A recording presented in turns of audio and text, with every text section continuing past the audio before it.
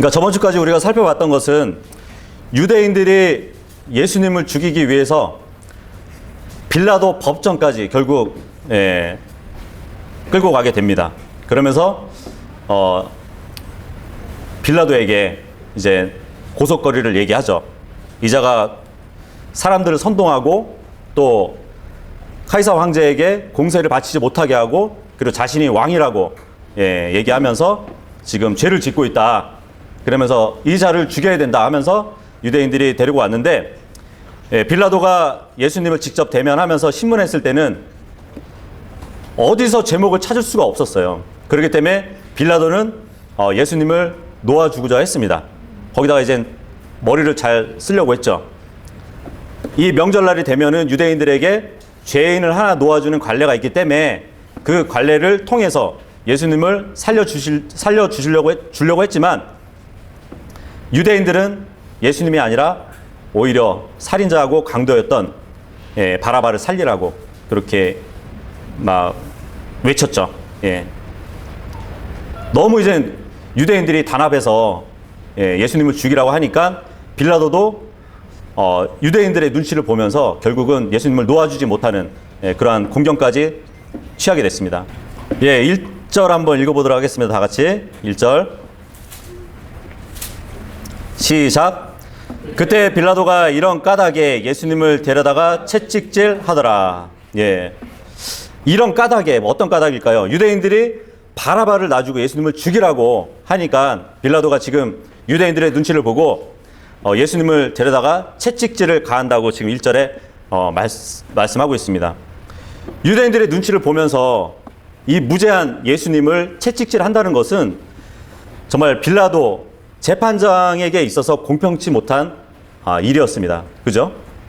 어쩌면은 빌라도는 예수님을 채찍질을 하게 되면은 유대인들이 그 정도로 만족할 수 있지 않을까 해서 채찍질을 했을 수도 있을 것 같아요. 내가 이렇게 채찍질을 하면 유대인들이 만족하고 죽이는 것까지 요구하지는 않겠지? 그런 생각을 가졌을 수도 있을 것입니다. 결과적으로 보면은 이제 예수님은 채찍질을 당하시고 나중에 이제 십자가에 달리게 되시는데 사실상 그 제목에 따라서 채찍질에서 끝나는 죄가 있거든요. 그리고 채찍질을 당하지 않더라도 죽을 사람이면 그냥 십자가에서 못 박아서 죽이면 되는 것이에요. 하지만 예수님은 그 두 가지를 다 당하신 분입니다. 굉장히 불공평하게 당하셨죠. 근데 지금 예수님은 채찍질을 당하시는데 이때에 로마 시에서 누가 죄를 짓잖아요. 그러면은 로마 사람들은 막대기로 때립니다. 로마 시민들은 막대기로 때려요. 그리고 로마인들이 아니고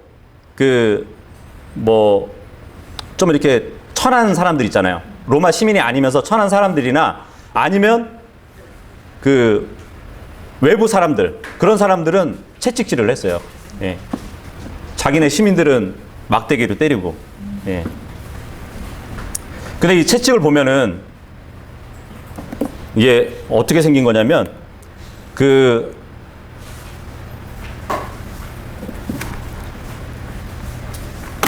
채찍이 이렇게 생기긴 했는데 이 채찍 끝에 보면은 요 갈고리처럼 생긴 게 있잖아요.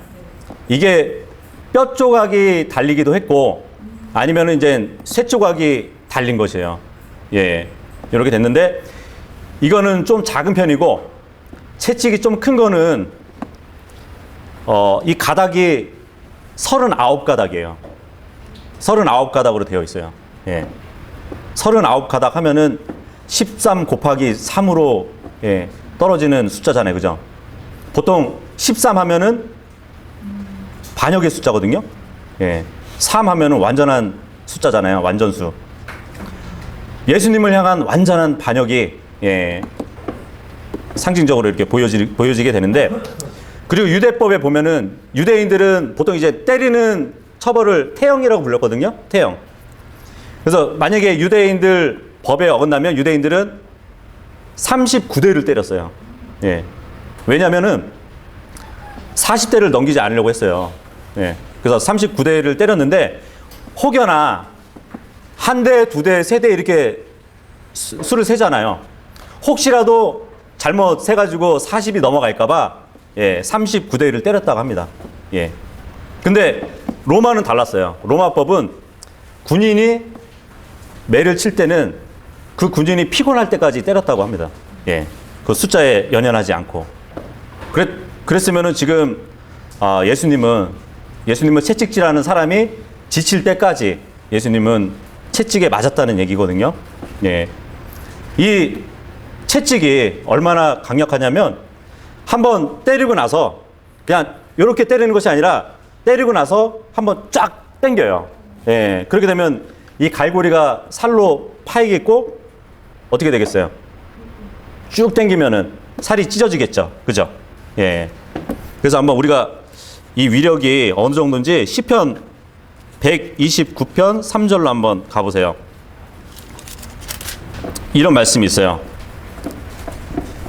예수님이 이 채찍으로 고난 받으셨을 때 어느 정도냐면 시편 129편 3절에 보면 밭 가는 자들 알죠? 농부들이 밭을 가를 때 어떻게 알아요? 소 뒤에다가 이제 쟁기를 딱 매달고 소가 앞으로 전진하면은 그 땅이 파이죠. 그죠? 땅이 이렇게 파이게 되잖아요. 그런 것처럼 밭 가는 자들이 내 등을 갈아 자기 고랑들을 길게 내었도다. 이 말씀을 하고 있어요. 그렇게 되면 예수님의 등에 밭처럼 고랑이 생긴 것처럼 상처가 났다는 그런 말씀을 하고 있습니다. 그 정도의 위력이 있었던 것이에요. 채찍에. 근데 왜 예수님이 채찍에 맞으셨을까요? 왜? 우리가 이사야서 53장으로 가시면 이사야서 53장 5절 말씀을 보시면 예수님이 우리를 위해서 채찍을 맞으신 거예요. 예. 그러나 그는 예수님을 말씀합니다. 그는 우리의 범법들로 인해 부상을 당하고 우리의 불법들로 인해 상하였도다. 그가 징벌을 받음으로 우리가 화평을 누리고 그가 채찍에 맞음으로 우리가 고침을 받았도다. 예. 그분이 채찍에 맞은 이유가 뭐라고요? 예. 우리가 고침을 받기 위해서. 우리가 병 들었나요? 우린 병 안 들었는데?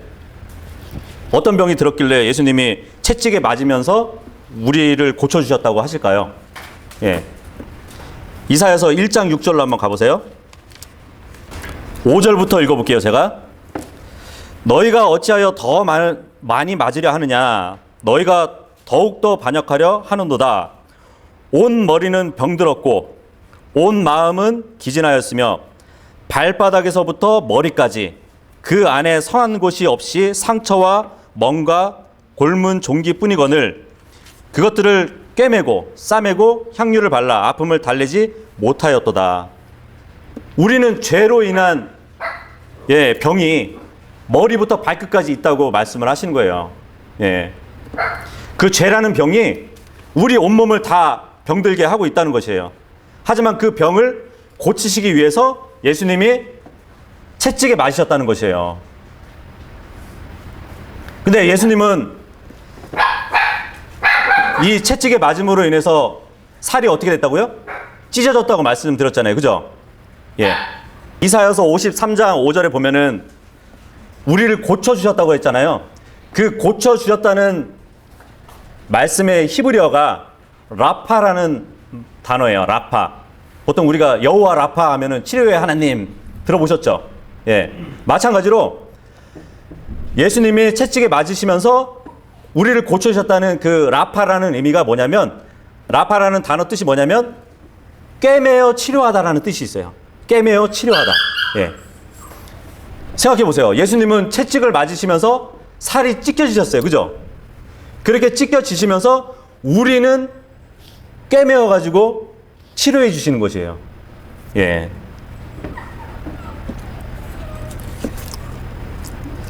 마가복음 2장 17절로 한번 가보겠습니다.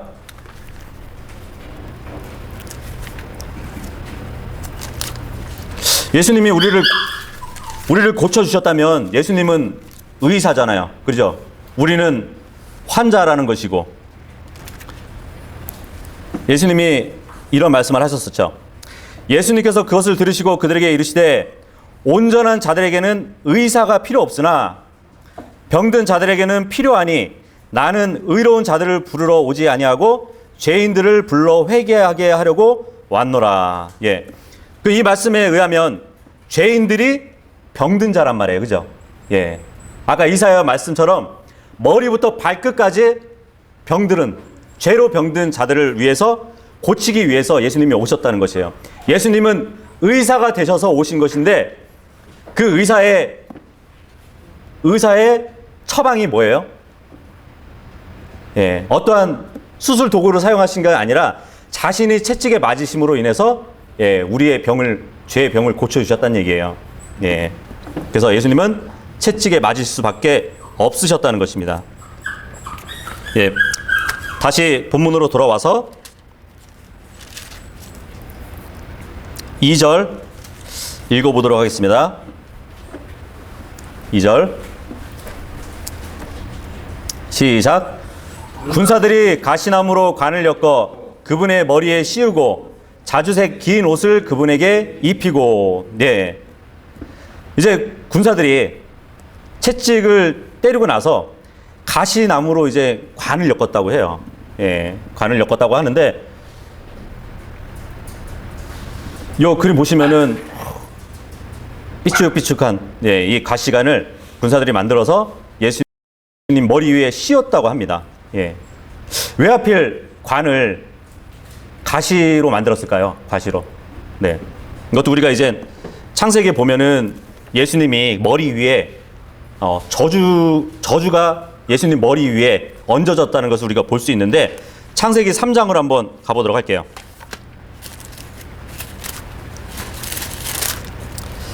창세기 3장 17절 18절.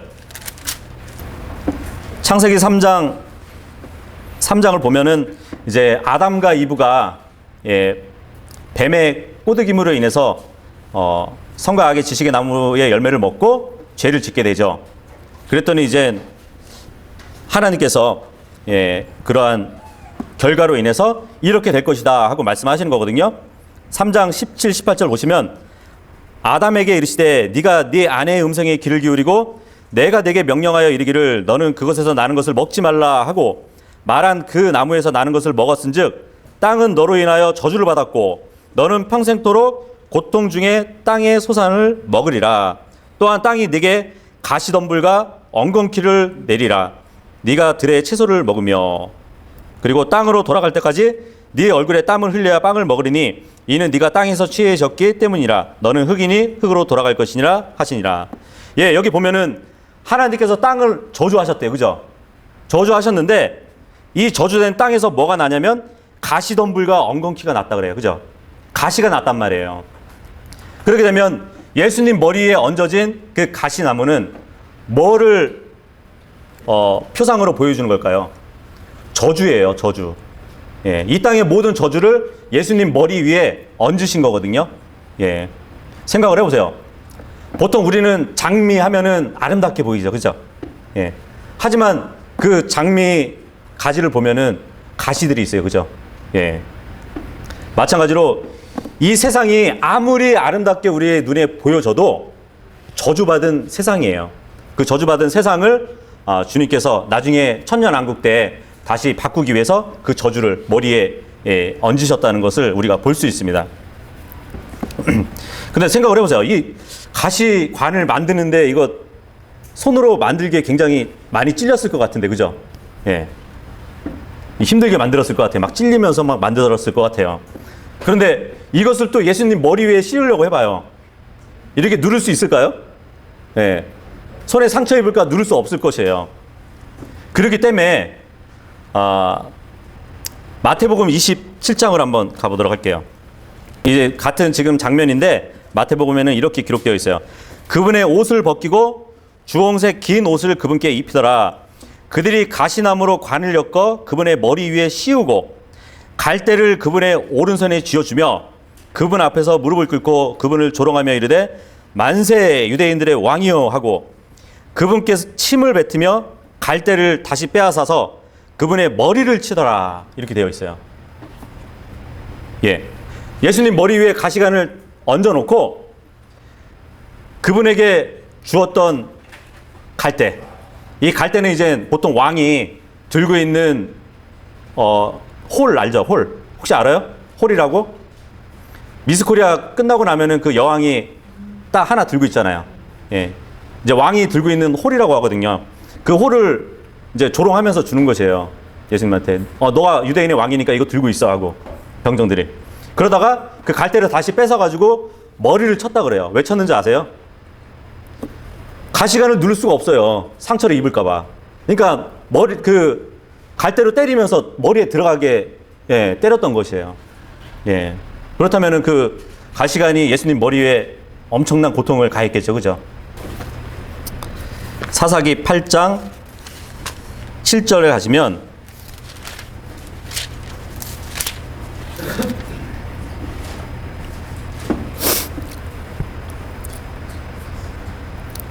사사기 8장 7절에 보면은 이런 말씀이 있어요. 기드온이 이르되 이런 까닭에 주께서 세바와 살문나를 내 손에 넘겨주신 뒤에 내가 들가시와 찔레로 너희 살을 찢으리라. 예. 가시의 위력이 얼마나 되는지 아시죠? 살을 찢을 정도래요. 예. 그렇다면은 예수님 머리 위에 가시관을 얹어놓고 갈대로 막 때렸으면 아마 두개골에 이렇게 박혀가지고 큰 고통을 입으셨을 것입니다. 예. 그러한 고통을 예수님이 받으셨다는 것이에요. 네. 그리고 본문 돌아와서 이제 2절에 다시 보시면 자주색 긴 옷을 그분께 입혔다고 말을 하고 있습니다. 자주색. 이 자주색 옷은 그 당시에 귀족들이 입었던 옷이에요. 천한 사람들은 입을 수 없었어요. 예.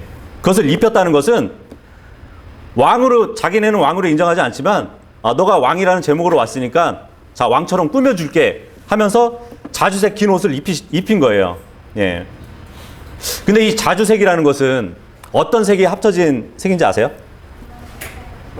예. 물색. 그죠? 물색.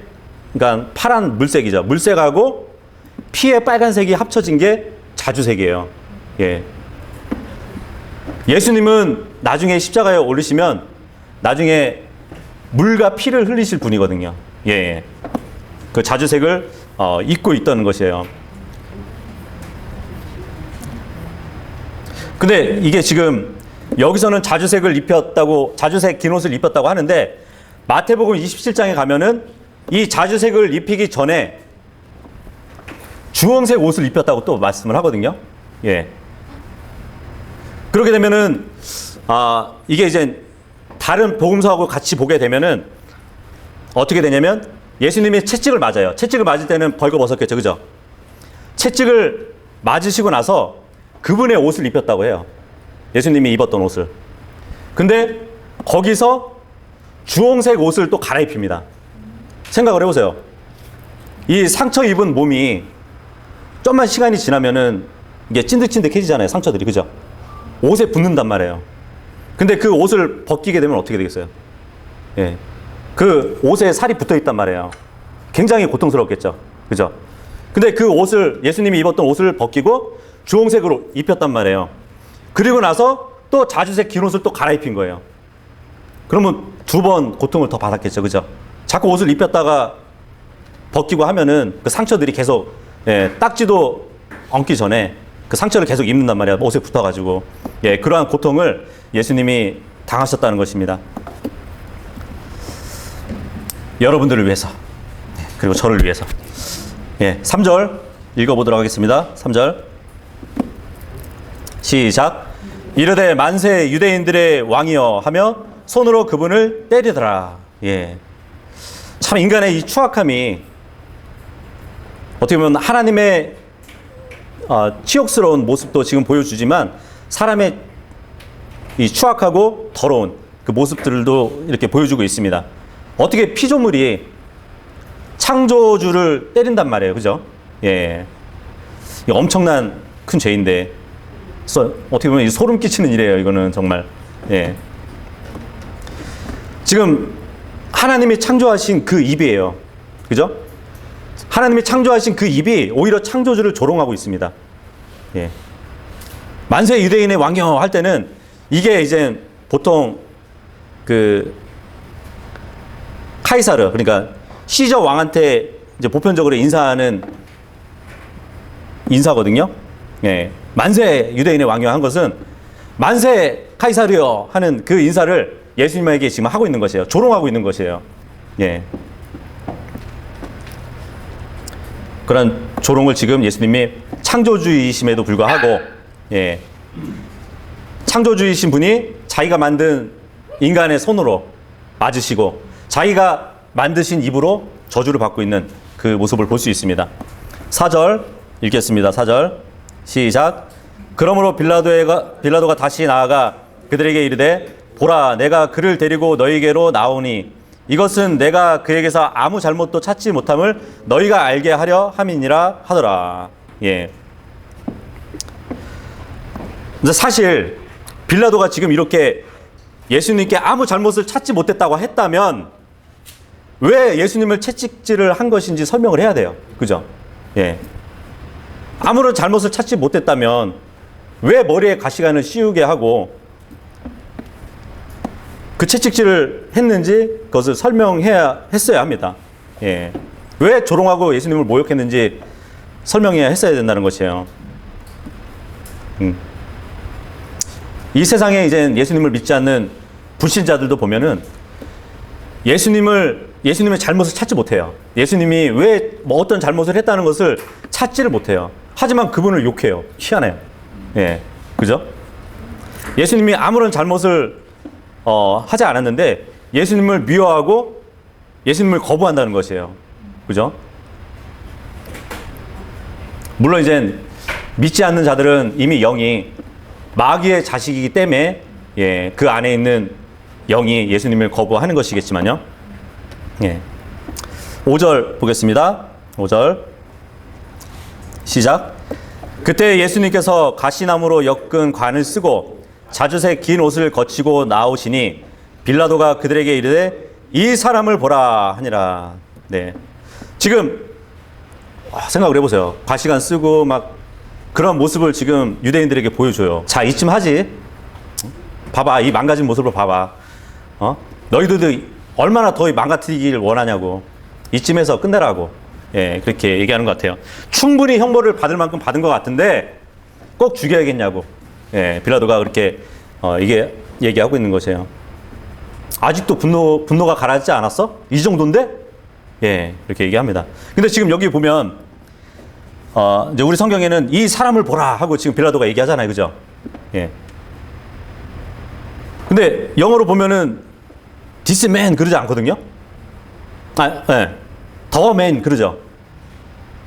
이게 무슨 차이인지 아세요? 어떻게 보면 지금 한글 성경에는 이 사람을 보라 그러지만 그 사람을 보라 이렇게 얘기하는 거거든요. 예. 그 사람을 보라. 이것은 빌라도가 어떠한 예수님을 바라보는 게 편견이 없는 것이에요. 예.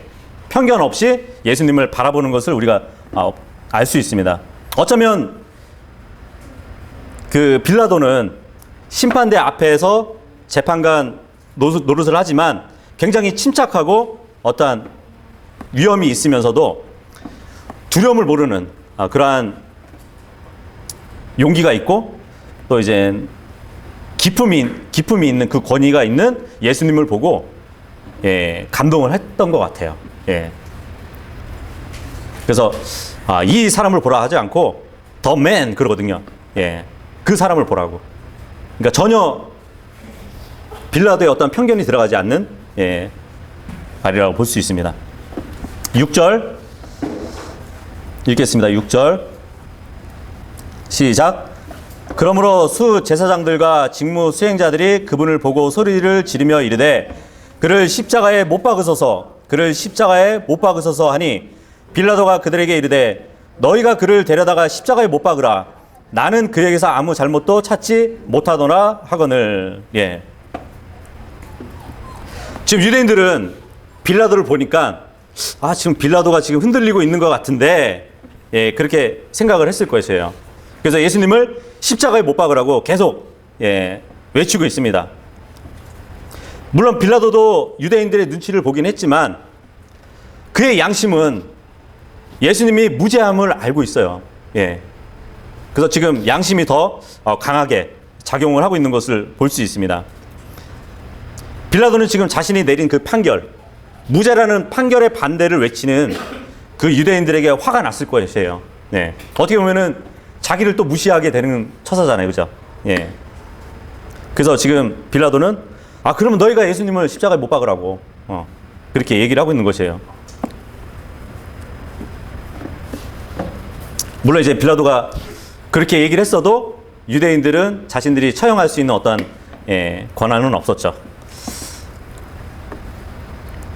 7절 읽겠습니다. 7절 시작. 유대인들이 그에게 응답하되 우리에게 법이 있거니와 우리 법에 따라 그는 마땅히 죽어야 하리니 이는 그가 자신을 하나님의 아들로 만들었기 때문이라 하니라.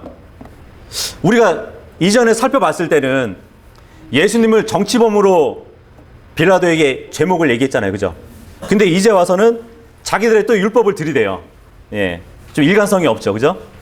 어떻게든 유대인들은 지금 예수님을 고소해서 죽이려고 하는 것이에요. 물론 이제 율법에 의하면 마땅히 신성모독죄를 지게 되면 그 사람은 죽일 수 있는 명분을 찾을 수 있습니다. 하지만 유대인들은 그 권한은 없었어요.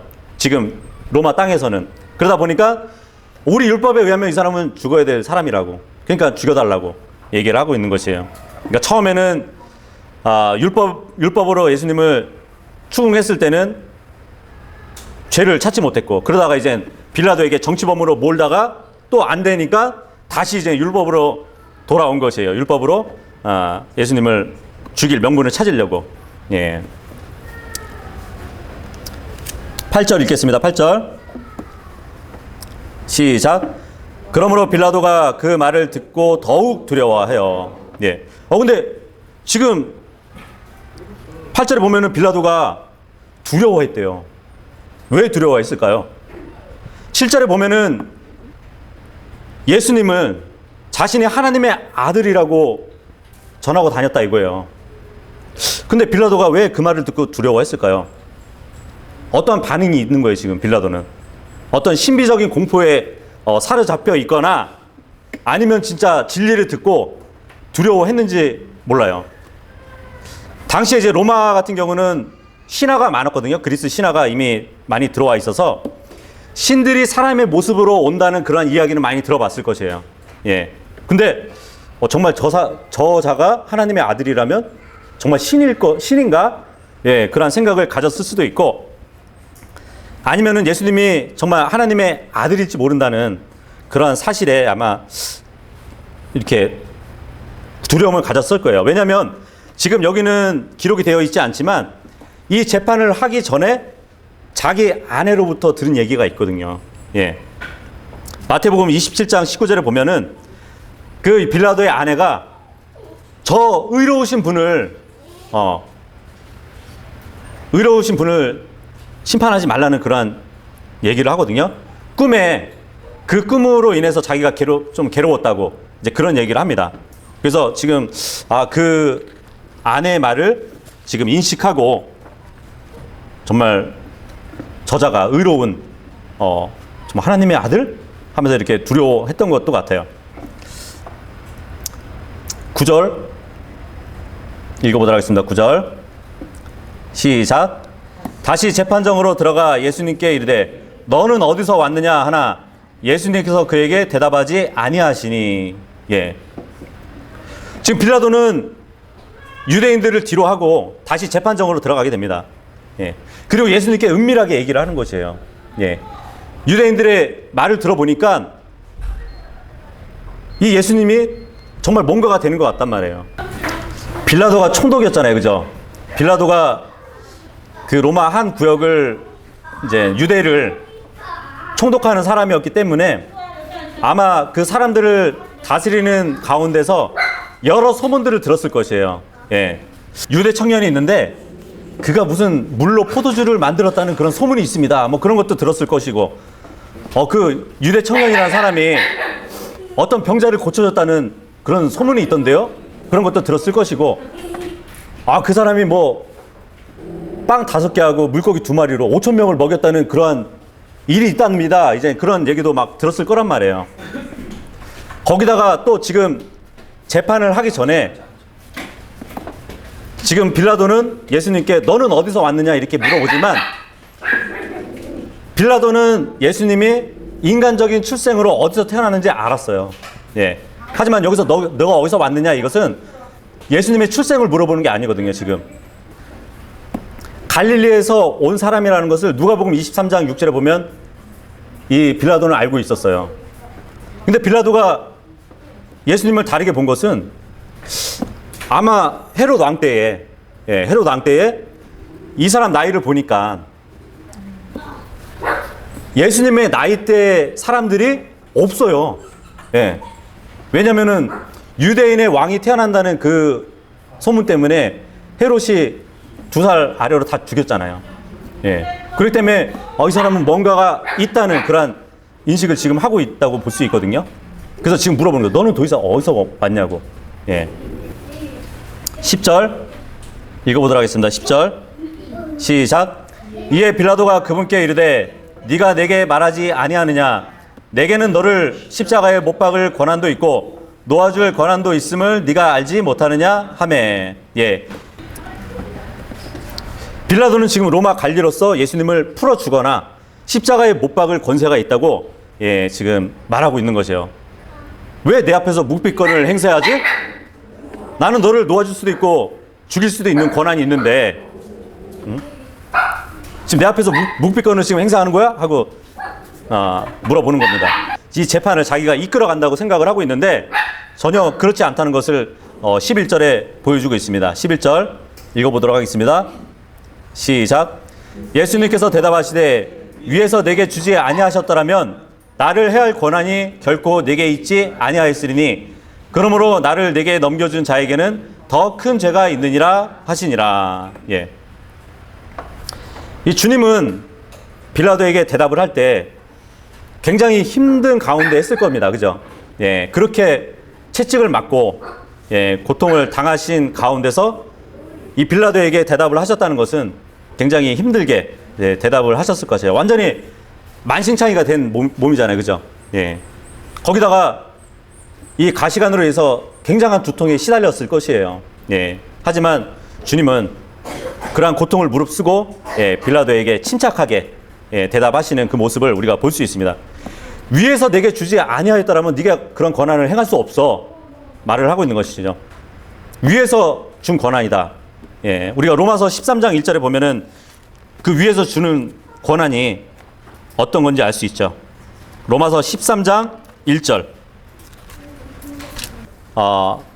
사도 바울이 믿는 자들에게 세상 권력에 순종하라는 그러한 말씀을 하고 있는데 이렇게 이야기합니다. 모든 혼은 더 높은 권력들에 복종할지니 하나님으로부터 나지 않은 권력이 없으며 이미 있는 권력들도 하나님께서 임명하셨느니라. 네. 세상에 있는 모든 권력은 하나님이 주신 거래요. 마찬가지로 지금 빌라도도 예수님을 놓아줄 수도 있고 예수님을 죽일 수 있는 권한이 있었지만 그 권한은 자신의 권한이 아니라 하나님이 주신 권한이란 말이에요. 네. 그것을 말씀하고 있는 것이에요. 아무리 이 땅에 대통령이 모자라게 보이고 좀 이렇게 욕을 많이 먹지만 그조차 하나님이 권한을 주신 것이에요. 그러니까 우리는 어떻게 하겠어요? 말씀대로 하면은 순종해야겠죠.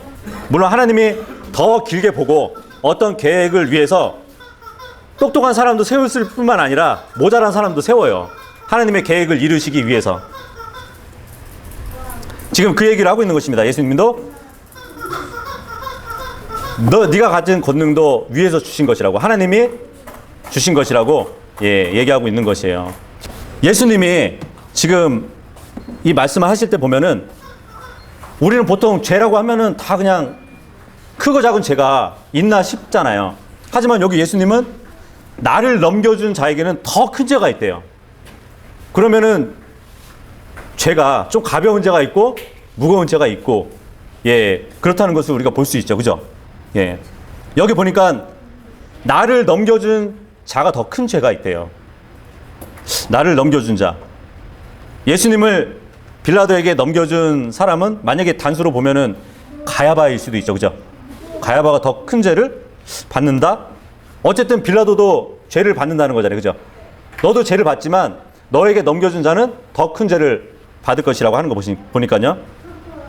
그래서 이거를 같은 인간 입장에서 보면은 가야바일 수도 있지만 더 큰 죄를 받는다고 하는 거 보면은 어쩌면은 가룟 유다의 가능성이 있어요. 예. 그는 마귀였잖아요. 그죠? 마귀는 더 큰 죄가 적용될 수도 있고 더 큰 벌을 받을 수 있는 것이 아닐까, 예, 생각이 되었습니다. 예, 12절 읽어보도록 하겠습니다. 12절 시작. 이때부터 빌라도가 그분을 놓아주려 하였으나 유대인들이 소리를 지르며 이르되 당신이 만일 이 사람을 놓아주면 카이사르의 친구가 아니니이다.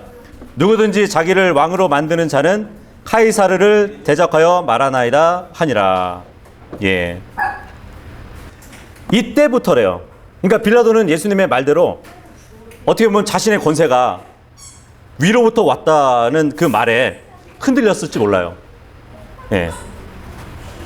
그렇다면 이 자는 정말 우리와 같은 보통 인간이 아닌가 보다, 예, 그러한 생각도 가졌을 것입니다. 근데 참 유대인들이 웃기지 않아요? 율법으로 추궁했다가 정치범으로 몰았다가 또 안 되니까 또 율법에 신선모독죄는 죽어야 된다 해놓고 또 안 먹히니까 다시 와서 왕을 대적하면은 당신은 왕의 친구가 아니라고, 빌라도 당신은 왕의 친구가 아니라고 하면서 다시 정치적인 프레임을 씌우고 있는 것이에요. 예, 어떻게 해서든 예수님을 죽이려고 하는 그 노력들이 지금 보이고 있습니다. 빌라도 당신은 선택하십시오. 당신이 카이사르 왕을 따를 겁니까? 아니면은 카이사르를 대적할 것입니까? 지금 유대인들이 덫을 놓고 있는 것이에요. 예. 근데 생각을 해보세요. 지금 빌라도는 예수님을 놓아주려고 했다고 하지만 우리가 사도행전 3장 13절로 한번, 예, 가보도록 하겠습니다. 사도행전 3장 13절로 가시면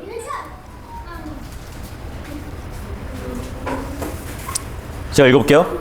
아브라함과 이삭과 야곱의 하나님 곧 우리 조상들의 하나님께서 자신의 아들 예수님을 영화롭게 하셨느니라. 너희가 그분을 넘겨주었고, 유대인들이 넘겨줬죠, 빌라도에게. 빌라도가 그분을 놓아주려고 결심하였을 때, 빌라도가 그분을 놓아주려고 결심하였을 때가 언제냐면 지금 본문의 12절 이때부터예요. 예. 그 앞에서 그분을 부인하였으니, 계속 읽어볼게요. 너희가 거룩하신 분 곧 의로우신 분을 부인하고 살인자를 너희에게 달라고 구하여 생명의 통치자를 죽였도다. 이게 모순이에요. 생명의 통치자를 죽였다? 생명의 통치자를 어떻게 죽여요? 생명을 통치하시는 분인데. 그죠? 그러나 그분을 하나님께서 죽은 자들로부터 일으키셨으며 우리는 그 일의 증인이니라. 생명의 통치자를 죽일 수 없어요. 예. 요한복음 10장 17절에 보면은, 요한복음 10장 17절에 보면 예수님이 그런 말씀을 하시거든요. 내가 생명을 버릴 권세도 있고 다시 생명을 취할 권세가 있다고 그렇게 말씀을 하세요. 그렇게 되면은 예수님은 유대인들에 의해서 죽은 것도 아니고 빌라도에게 고난을 받아서 죽은 것이 아니라 예수님 스스로, 예, 자기 생명을 내어놓고 죽으셨다는 말이거든요. 예, 우리가 그렇게 볼 수 있습니다. 예, 오늘은 여기까지 이제 12절까지 살펴봤는데, 양이 하나님의 희생물로 드려질 때는 항상 유대인들은 그 양에게 흠이 있거나 아니면 점이 있는지 확인을 해요. 그래서 그러한 것이 없으면 하나님께 제물로 바치게 되거든요. 어떻게 보면 지금 예수님이 재판을 받는 과정은 어린 양 대신 예수님이 점이 있는지 흠이 있는지 그것을 점검하는 그러한 절차라고 보시면 됩니다. 하지만 예수님은 그 점과 흠이 없었어요. 죄나 어떠한 잘못이 없었다는 얘기예요. 예. 그렇기 때문에 예수님은 이제 하나님께 희생물로 드려지게 되는 것입니다. 그래서 오늘은 여기까지 우리가 재판 과정을 쭉 돌아봤습니다.